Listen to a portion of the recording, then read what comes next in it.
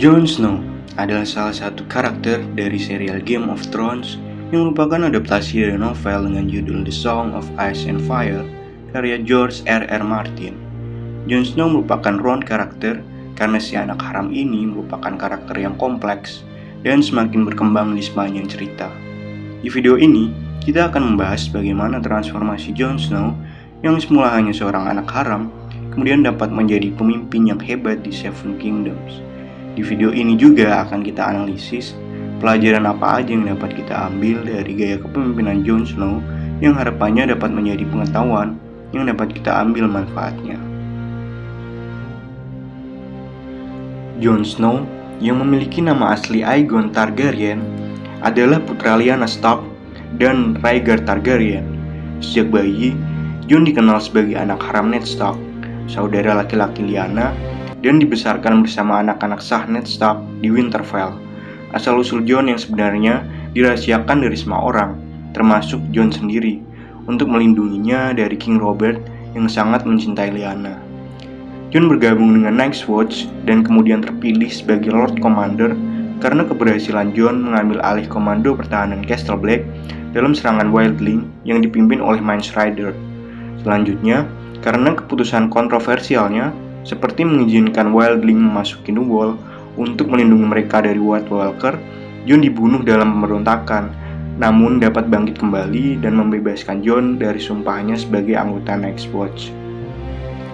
Terbebas dari sumpah Night's Watch, Jon dan Sansa Stark berhasil merebut kembali Winterfell dari House Bolton dalam perang yang disebut Battle of the Bastards, sehingga memulihkan dominasi House Stark dan menjadi King of the North. Selanjutnya, Jon bernegosiasi dengan Daenerys Targaryen untuk melawan White Walkers dalam perang besar yang akan segera terjadi. Kemudian, dia berjanji setia kepada Daenerys dan menanggalkan gelarnya sebagai King of the North dan menjadi Warden of the North di bawah Daenerys. Waktu berjalan, Jon mengetahui silsilah aslinya dari Samwell Tarly yang mengungkapkan bahwa Daenerys adalah bibinya dan Jon adalah orang yang paling berhak atas Seven Kingdoms. Namun, karena perang besar melawan White Walker akan segera terjadi, dia menolak untuk mengklaim haknya sebagai raja dan tetap setia kepada Daenerys. Dalam pertempuran Winterfell, Night's King dapat dikalahkan dan kembalinya Long Nights akhirnya dapat dicegah. Setelah itu, Jon membantu Daenerys untuk merebut Iron Thrones, namun Daenerys malah hilang kendali dan memilih menghancurkan King's Landing beserta seluruh penduduk di dalamnya. Untuk mencegah Daenerys menimbulkan banyak kehancuran kembali, Jon memutuskan untuk membunuhnya dan dikirim ke pengasingan untuk kembali ke Night's Watch. Namun, karena The Wall sudah tidak ada, dia kemudian memimpin Free Folk yang tersisa untuk menetap di utara. Sepanjang serial Game of Thrones, Jon Snow telah menunjukkan perkembangan luar biasa yang membawanya menjadi pemimpin yang efektif. Dia telah menunjukkan sifat, pengaruh, dan motivasi bagi rakyatnya dan lebih percaya diri dengan caranya sendiri untuk memimpin, baik ketika menjadi Lord Commander Night's Watch maupun dalam memimpin House Stark dengan gelar King of the North. Sehingga dapat kita ketahui bahwa gaya kepemimpinan yang dimiliki oleh Jon Snow ini adalah servant leadership. Menurut berbagai definisi dan literatur yang ada, servant leadership adalah pendekatan kepemimpinan yang berorientasi pada orang lain yang diwujudkan melalui memprioritaskan kebutuhan dan kepentingan individu pengikut serta mengesampingkan kepentingan terhadap diri sendiri menjadi kepedulian kepada orang lain dalam organisasi dan komunitas yang lebih besar. Pemimpin tipe ini adalah seseorang yang dengan senang hati akan mengambil risiko dan orang-orang akan memilihnya sebagai pemimpin karena orang tersebut memiliki banyak pengalaman dalam menghadapi situasi tertentu, sama seperti Jon Snow. Lantas, ciri-ciri atau indikator apa aja sih yang harus dimiliki oleh pemimpin dengan tipe servant leadership ini? Yang pertama adalah mau melayani para anggotanya. Jon Snow dibesarkan dengan nama Snow. Hal ini menjadikan dia tidak punya hak untuk menjadi raja. Dan ketika remaja, dia bergabung dengan Night's Watch dengan keyakinan bahwa status anak haramnya akan dikesampingkan. Dan untuk pertama kali dalam hidupnya, dia akan memiliki kesempatan untuk membuat bangga namanya sendiri, sebuah nama tanpa kata Snow yang melekat padanya. Akhirnya, dia menjadi Lord Commander dan menjadi King of the North. Jon Snow menjadi raja bukan karena gelarnya, juga bukan karena hak lahirnya. Ia menjadi pemimpin karena rakyatnya ingin mengikuti Jon yang selalu mengedepankan kepentingan orang yang dipimpinnya daripada kepentingannya sendiri. Beberapa keputusan yang menunjukkan bahwa Jon mau memberikan pelayanan terbaik kepada para anggotanya juga terlihat saat dia mau untuk turun langsung menangkap White Walkers agar Cersei mau bergabung untuk perang melawan White Walkers. Tak hanya itu, ketika Sam mengungkapkan kepada Jon bahwa dia adalah raja dari Seven Kingdoms sebagai Aegon Targaryen, Jon menolak untuk mempercayai hal ini. Sam mengatakan Ned Stark berbohong untuk melindungi Jon. Jon menegaskan bahwa Daenerys adalah ratu mereka. Dan setelah mengetahui fakta tersebut, Jon tidak bertindak lebih jauh dan memilih untuk tetap setia ke Daenerys karena jika dia bertindak lebih lanjut hanya akan menimbulkan perpecahan yang berdampak buruk bagi rakyat yang akan segera bertempur dengan pasukan White Walkers. Yang kedua adalah menjadi otentik dengan integritas diri. Integritas melibatkan konsistensi nilai dan tindakan seseorang. Orang yang memiliki integritas tinggi akan tetap konsisten dengan nilai-nilai dan prinsip-prinsip yang mereka yakini, bahkan jika itu menentang dan mempengaruhi keputusan yang mereka buat.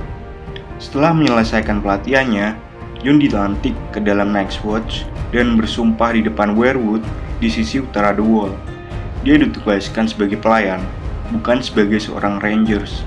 Pada awalnya, dia mengira itu karena perseteruannya yang berkelanjutan dengan Thorne. Hal ini menggambarkan bahwa Jon Snow memiliki nilai integritas diri yang dipegang teguh karena konsistensi yang ia tunjukkan terkait keputusannya untuk bergabung di Night's Watch meskipun dihadapkan pada situasi yang tidak sesuai dengan apa yang ia harapkan sebelumnya. Tidak berhenti sampai di situ, integritas Jon Snow juga diuji saat berita eksekusi Ned Stark sampai ke Castle Black. Jon ingin bergabung dengan Robb dan membalas dendam atas kematian ayahnya. Namun rekan Jon di Night's Watch berupaya meyakinkan dia untuk tetap tinggal. Pemimpin Night's Watch saat itu juga memberitahu Jon bahwa tugas mereka sebagai anggota Night's Watch jauh lebih penting daripada peperangan untuk memperebutkan tahta di King's Landing. Jon kemudian bersumpah kepadanya untuk tidak mencoba melakukan desersi lagi dan melaksanakan tugas yang menjadi tanggung jawabnya di Night's Watch. Yang ketiga adalah mampu mengubah anggota. Seorang pemimpin harus mampu memberdayakan dan membuat anggotanya bisa berkembang menjadi pribadi yang lebih baik dan unggul di setiap situasi. Pemimpin harus bisa mendorong anggotanya untuk berdaya dan bermakna.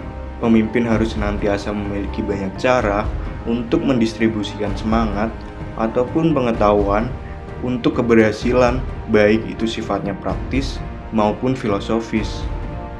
Kemampuan Jon dalam membantu perubahan rekannya Sam Tarly yang semula hanya seorang pecundang yang bahkan memegang pedang saja nggak bisa, menjadi mampu memanfaatkan kelebihannya dalam analisis ataupun kepandaiannya untuk kepentingan kelompok, menunjukkan bahwa Jon mampu mentransformasikan anggotanya untuk berkembang menjadi lebih baik.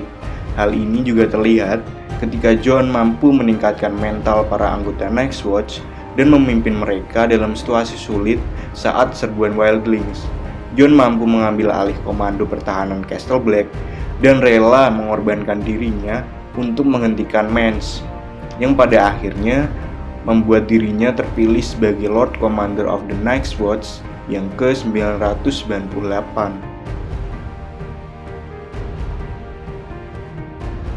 Yang keempat adalah membangun hubungan dengan anggota. Salah satu alasan Jon Snow bisa mendapatkan rasa hormat dari banyak orang, yakni berasal dari rasa hormat dan kepercayaannya pada orang lain. Snow memahami bahwa kemenangan membutuhkan kekuatan dari semua orang di tim, dan dia seringkali menyadari kekuatan orang lain dan membantu mereka mengeluarkan potensi yang dimiliki. Dia memahami apa yang dapat dibawa oleh setiap anggota tim dan memanfaatkan kekuatan tersebut untuk keberhasilan. Dia juga menyatukan mereka menuju visi yang sama. Salah satu investasi terpenting yang dapat dilakukan Sebagai seorang pemimpin, selain berinvestasi pada diri sendiri adalah investasi pada anggota. Seorang pemimpin yang efektif menyediakan waktu untuk berdiskusi dengan anggota tim dan memanfaatkan kekuatan mereka untuk mencapai hasil yang lebih besar. Itulah sebabnya dia mampu meyakinkan Wildlings dan Nightwatch untuk bersatu dan memperjuangkan tujuan yang lebih besar daripada hanya kepentingan masing-masing kelompok. Dengan bantuan dari Tormund, Jon berbicara dengan Wildling dan meminta bantuan mereka dalam pertempuran yang mendatang melawan Ramsay Bolton. Meskipun Tormund mendukung Jon, namun pada awalnya para Wildling tidak setuju dengan alasan bahwa mereka diizinkan masuk The Wall untuk membantu melawan White Walkers, bukan Bolton. Jon setuju ini bukan pertarungan mereka, dan dia seharusnya nggak meminta bantuan mereka.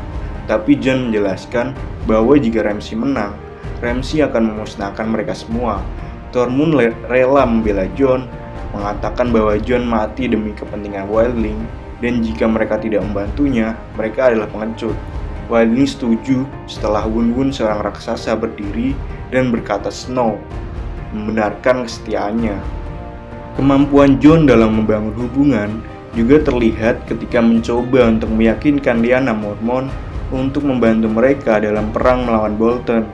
Jon memberitahu Lyanna tentang persahabatan dengan pamannya, Jorah Mormont, ketika dia berada di Night's Watch. Meskipun Lyanna awalnya menolak mereka dengan alasan bahwa Jon adalah seorang Snow dan Sansa telah menikah dengan House Lannister dan House Bolton, Jon berhasil meyakinkannya bahwa mereka perlu mengalahkan Ramsay untuk menyatukan The North untuk melawan White Walkers yang akan datang, dan Lyanna pun akhirnya setuju untuk membantu mereka. Setelah berhasil merebut Winterfell dari Ramsay Bolton, Jon juga memberikan pengampunan kepada Ned Amber dan Alyce Karstark karena walaupun mereka mendukung Ramsay dalam peperangan sebelumnya, Jon menegaskan bahwa anak-anak tidak akan dihukum atas kejahatan ayah mereka.